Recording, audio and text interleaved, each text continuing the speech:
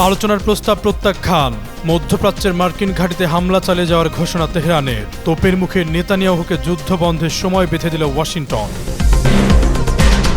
Hormuz প্রণালী দিয়ে তেলবাহী tanker চলাচলের নতুন শর্ত দিল আইআরজিসি। জ্বালানি মূল্য পরিশোধ করতে হবে চীনা মুদ্রায়। যুদ্ধের মাঠে বেইজিংয়ের চমক। ইসরায়েলের দিকে একযোগে 30টি ক্ষেপণাস্ত্র ছুড়ল ইসলামী বিপ্লবী গার্ড। পাল্টাপাল্টি হামলায় রাতভর মধ্যপ্রাচ্যের আকাশে মিসাইল বৃষ্টি। যুদ্ধ বন্ধে বিশ্ব নেতাদের আহ্বান। দক্ষিণ কোরিয়ার যৌথ সামরিক মহড়ার মধ্যেই ক্ষেপণাস্ত্র ছুড়লেন কিম।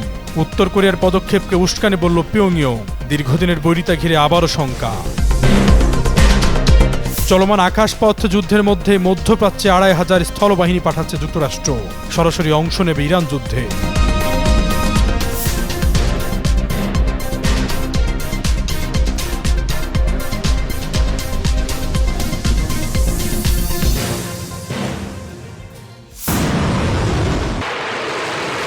দিন দিন আরও জটিল হচ্ছে মধ্যপ্রাচ্যের যুদ্ধ পরিস্থিতি।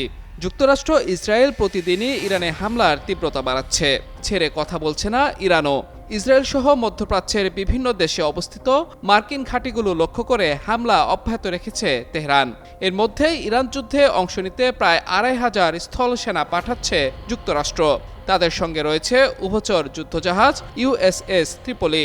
এসব ঘটনা ইঙ্গিত দিচ্ছে মধ্যপ্রাচ্য পরিস্থিতি প্রতিদিনই আরও ঘোলাটে হয়ে উঠছে। মধ্যপ্রাচ্যের এমন ঘোলাটে পরিস্থিতিতে ইরানের পাশে দাঁড়িয়েছে এশিয়ার অন্যতম শক্তিশালী দেশ চীন। ইতোমধ্যেই চীনের মুখপাত্র গুও জিয়াকুন হুঁশিয়ারি দিয়ে বলেছেন, সব দেশের সার্বভৌমত্ব এবং ভৌগোলিক অখণ্ডতাকে সম্মান করতে হবে। সব পক্ষকে অবিলম্বে সামরিক অভিযান বন্ধ করে সংলাপে ফিরতে হবে, যাতে সংঘাত আর ছড়িয়ে না পড়ে। বেইজিং মনে করে মধ্যপ্রাচ্যের এই ক্রমবর্ধমান উত্তেজনা কেবল আঞ্চলিক নয়, বরং বৈশ্বিক নিরাপত্তার জন্য হুমকি।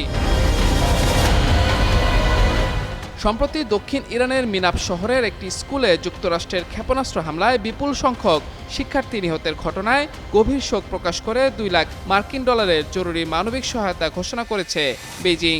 সেই সঙ্গে কঠিন সময়ে ইরানের জনগণের পাশে থেকে সংকট কাটিয়ে উঠতে সব ধরনের সহযোগিতা অব্যাহত রাখারও ঘোষণা দিয়েছে বেইজিং। এর বিপরীতে কৌশলগতভাবে গুরুত্বপূর্ণ জলপথ হরমুজ প্রণালী দিয়ে তেলবাহী ট্যাঙ্কার চলাচলের ক্ষেত্রে নতুন এক শর্ত আরোপের কথা ভাবছে তেহরান। এক্ষেত্রে শর্ত থাকবে, তেলের দাম চীনা মুদ্রা ইউয়ানে পরিশোধ করতে হবে। এক জ্যেষ্ঠ ইরানি কর্মকর্তা জানিয়েছেন, এর মাধ্যমে বিশ্বজুড়ে মার্কিন ডলারের নিয়ন্ত্রণে থাকা তেলের বাজার ভাঙার চেষ্টা করবে ইরান। এর আগে পশ্চিমা নিষেধাজ্ঞার কবলে পড়া রাশিয়ার তেল রুবল বা ইউয়ানে বিক্রি শুরু হয়। এবার ইরানও সেই পথ অনুসরণ করে আন্তর্জাতিক জ্বালানি বাজারে চীনা মুদ্রার প্রভাব বাড়ানোর বেইজিংয়ের প্রচেষ্টাকে ত্বরান্বিত করতে চাইছে, যা মোটেও ভালো চোখে দেখছে না ওয়াশিংটন। বিশ্লেষকদের মতে এসব ঘটনা কেবল ইরান যুদ্ধেই প্রভাব ফেলবে না, বরং এটি আরেকটি বিশ্বযুদ্ধের ইঙ্গিত দিচ্ছে। মাহমুদুর রহমান, যুগান্তর নিউজ।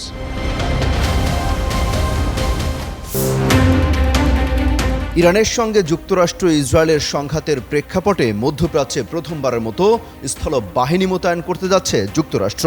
মার্কিন সামরিক প্রশাসনের সিদ্ধান্তে জাপানের ওকিনাওয়া বন্দর থেকে 31তম মেরিন এক্সপেডিশনাল ইউনিটের 2500 সদস্য এর মধ্যে যাত্রা শুরু করেছে। এই বিশাল বাহিনীটি উভচর আক্রমণকারী জাহাজ ইউএসএস ত্রিপলির মাধ্যমে নির্দিষ্ট যুদ্ধক্ষেত্রে পৌঁছবে।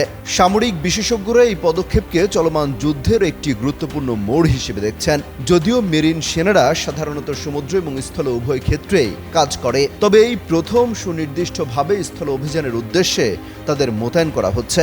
ধারণা করা হচ্ছে কোনো জরুরি পরিস্থিতি মোকাবেলা করা অথবা ইরানের ভূখণ্ডের নির্দিষ্ট কোনো অংশ নিয়ন্ত্রণে নেওয়ার লক্ষ্যেই এই বাহিনীকে যুদ্ধক্ষেত্রে পাঠানো হচ্ছে।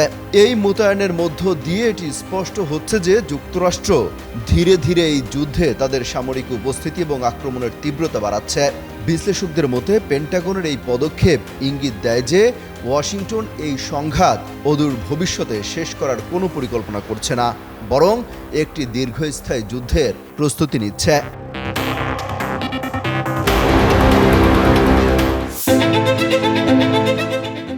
ইরাকের বাগদাদে অবস্থিত মার্কিন দূতাবাসে হামলা চালানো হয়েছে। হামলার পর দূতাবাস থেকে ধোঁয়া বের হতে দেখেছেন কাতার ভিত্তিক সংবাদ মাধ্যম আল জাজিরা আরবির এক সাংবাদিক। যদিও কারা এই হামলা চালিয়েছে এবং এতে কোনো হতাহতের ঘটনা ঘটেছে কিনা এসব বিষয়ে তাৎক্ষণিক কিছু জানা যায়নি। এর আগে যুদ্ধ শুরুর পরপরই সৌদি আরবের মার্কিন দূতাবাসেও হামলার ঘটনা ঘটেছিল। ইরান যুদ্ধের আজ ভালোভাবে লেগেছে প্রতিবেশী ইরাকে। বিশেষ করে দেশটির ইরানপন্থী সশস্ত্র গোষ্ঠীগুলো মার্কিন এবং পশ্চিমা লক্ষ্যবস্তুতে নিয়মিত হামলা চালিয়ে যুদ্ধকে ইরাক পর্যন্ত টেনে এনেছে। এর মধ্যে ইরাকে ফরাসি সেনাদের লক্ষ্য করে চালানো এক ড্রোন হামলায় একজন নিহত ও অন্তত 5 জন আহত হওয়ার খবর পাওয়া গেছে। এছাড়া ইরাকে একটি মার্কিন KC-135 রিফুয়েলিং বিমান বিধ্বস্ত হয়েছে। এতে বিমানে থাকা 6 জন ক্রু প্রাণ হারিয়েছেন। যদিও মার্কিন বাহিনী দাবি করেছে শত্রুপক্ষ বা নিজেদের ভুলবশত কোনো আঘাত ছাড়াই বিমানটি বিধ্বস্ত হয়েছে। তবে ইরান সমর্থিত ইরাকি গোষ্ঠীগুলোর দাবি করেছে তাদের হামলাতেই এই মার্কিন বিমান বিধ্বস্তের ঘটনা ঘটেছে।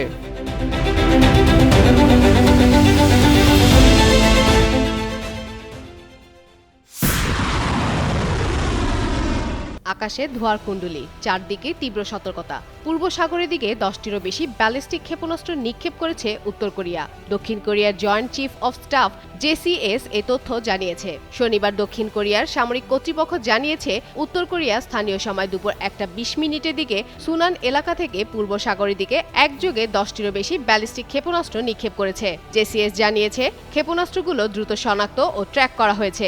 দেশটি সতর্ক অবস্থানে রয়েছে এবং যুক্তরাষ্ট্র ও জাপানের সঙ্গে ঘনিষ্ঠভাবে তথ্যটি বিনিময় করা হয়েছে। জাপানের সরকারি সম্প্রচার মাধ্যম NHK-তে বলা হয়েছে ক্ষেপণাস্ত্রগুলো ইতিমধ্যে সমুদ্রে পতিত হয়েছে।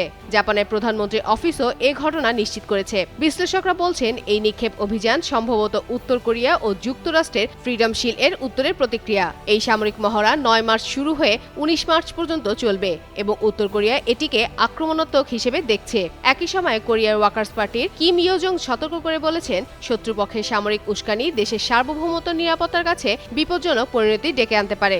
উত্তর কোরিয়ার এই নিক্ষেপ নতুন করে উত্তেজনা সৃষ্টি করেছে পূর্ব এশিয়ার নিরাপত্তা পরিবেশে, যেখানে আন্তর্জাতিক মনোযোগ এখন চরম সতর্কতার দিকে কেন্দ্রীভূত। আর ইরানের তেল সাম্রাজ্যকে টার্গেট করে হামলা চালিয়েছে যুক্তরাষ্ট্র। আয়তনে ছোট হলেও খার্গো দ্বীপটি ইরানের অর্থনীতির প্রাণকেন্দ্র। এই দ্বীপে মার্কিন হামলার ঘটনায় বিশ্বজুড়ে তীব্র তোলপাড় শুরু হয়েছে। ইরানের মোট তেল রপ্তানির প্রায় 90%ই একটি দ্বীপের উপর নির্ভরশীল। ফলে এই হামলার প্রভাব কেবল মধ্যপ্রাচ্যে সীমাবদ্ধ নেই, বরং ছড়িয়ে পড়েছে এশিয়া সহ বিশ্বের প্রতিটি দেশে। হিউস্টন বিশ্ববিদ্যালয়ের জ্বালানি অর্থনীতিবিদ ও শিক্ষক এড হার্স আল জাজিরাকে বলেছেন, ট্রাম্প বলেছেন তিনি দ্বীপের তেল অবকাঠামো এড়িয়ে গেছেন, কিন্তু এটি অত্যন্ত ছোট একটি দ্বীপ। কিছু খুব ছোট সামরিক স্থাপনা না থাকলে আমি কল্পনাও করতে পারছি না যে তেল রপ্তানির ব্যবস্থা ক্ষতিগ্রস্ত হয়নি। তিনি আরও বলেন, যদি এখন এটি স্থায়ীভাবে ইরানের তেল রপ্তানির সক্ষমতা নষ্ট করে দেয় এবং ইরাক ও কুয়েতও বন্ধ থাকে আর এই যুদ্ধ সপ্তাহ বা মাস ধরে চলে, তাহলে দাম আরও বাড়তে থাকবে বলে শঙ্কা প্রকাশ করেন তিনি। হার্স সতর্ক করেছেন, এটা সত্যি এশিয়ার অর্থনীতিগুলোকে আঘাত করবে, যারা অপরিশোধিত তেল ও পরিশোধিত পণ্যের বিশাল আমদানিকারক। ঐতিহাসিকভাবেও এই দ্বীপের গুরুত্ব অনেক বেশি। মাত্র 8 কিলোমিটার দৈর্ঘ্যের এই ভূখণ্ডে আবুজার, ফুরজান ও দুরুদ ক্ষেত্র থেকে পাইপলাইনের মাধ্যমে তেল আসে।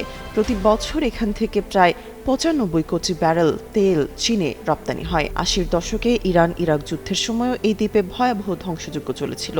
দীর্ঘ বিরতির পর আবারও সেই একই শঙ্কা জেগে উঠেছে। তামান্না তাবাসসুম শ্রেয়া, যুগান্তর নিউজ। পাল্টাপাল্টি হামলায় ক্রমে ভয়াবহ হয়ে উঠছে মধ্যপ্রাচ্যে যুদ্ধ পরিস্থিতি।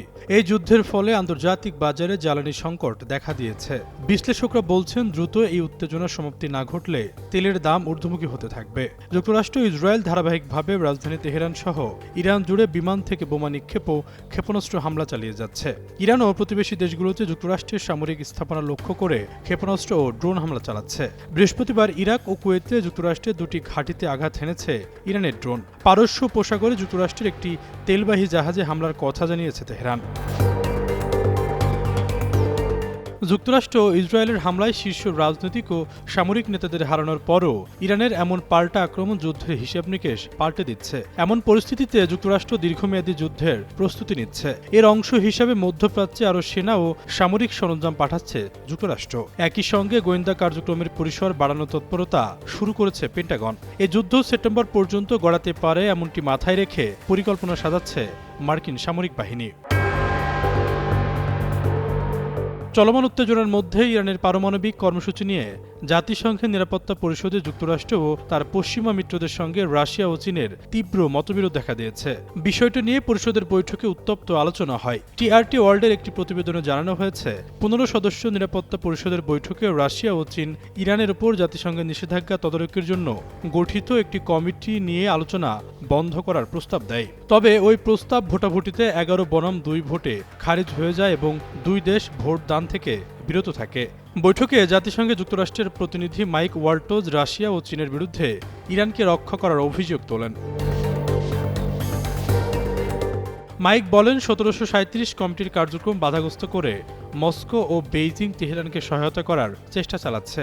জাতিসংঘের সব সদস্য দেশের উচিত ইরানের বিরুদ্ধে অস্ত্র নিষেধাজ্ঞা কার্যকর করা, ক্ষেপণাস্ত্র প্রযুক্তি হস্তান্তর ও বাণিজ্য নিষিদ্ধ করা এবং সংশ্লিষ্ট আর্থিক সম্পদ জব্দ করা। তিনি দাবি করেন, আন্তর্জাতিক আণবিক শক্তি সংস্থা IAEA জানিয়েছে, পারমাণবিক অস্ত্রবিহীন দেশগুলোর মধ্যে ইরানই একমাত্র দেশ যারা 60% পর্যন্ত সমৃদ্ধ ইউরেনিয়াম উৎপাদন ও মজুত করেছে এবং সংস্থাটিকে সেই মজুদের পূর্ণাঙ্গ প্রবেশাধিকার দেয়নি। অন্যদিকে রাশিয়ার জাতিসংঘের রাষ্ট্রদূত ভ্যাসিলি নেবেনজিয়া যুক্তরাষ্ট্রের অভিযোগ প্রত্যাখ্যান করে বলেন, ইরানের পারমাণবিক কর্মসূচি নিয়ে অযথা আতঙ্ক ছড়ানো হচ্ছে। তার মতে, তেহরানের বিরুদ্ধে আরেকটি সামরিক অভিযান চালানোর অজুহাত তৈরির জন্যই এই পরিস্থিতি সৃষ্টি করা হচ্ছে। চীনের প্রতিনিধি ফু কং ও যুক্তরাষ্ট্রের কঠোর সমালোচনা করে বলেন, ইরান পারমাণবিক সংকটের মূল উস্কানিদাতা ওয়াশিংটন নিজেই। তিনি অভিযোগ করেন, আলোচনা চলাকালে যুক্তরাষ্ট্র ইরানের বিরুদ্ধে প্রকাশ্য শক্তি প্রয়োগ করেছে, যা কূটনৈতিক প্রচেষ্টাকে দুর্বল করেছে। এ বিষয়ে ইরানের রাষ্ট্রদূত আমির সাইদ ইরাভানি বলেন, ইরানের পারমাণবিক কর্মসূচি সবসময় শান্তিপূর্ণ উদ্দেশ্যে পরিচালিত হয়েছে। নতুন করে কোনো নিষেধাজ্ঞা আরোপের প্রচেষ্টা তেহরান গ্রহণ করবে না বলেও স্পষ্ট করেন। আশরাফুল ইসলাম, যুগান্ত নিউজ।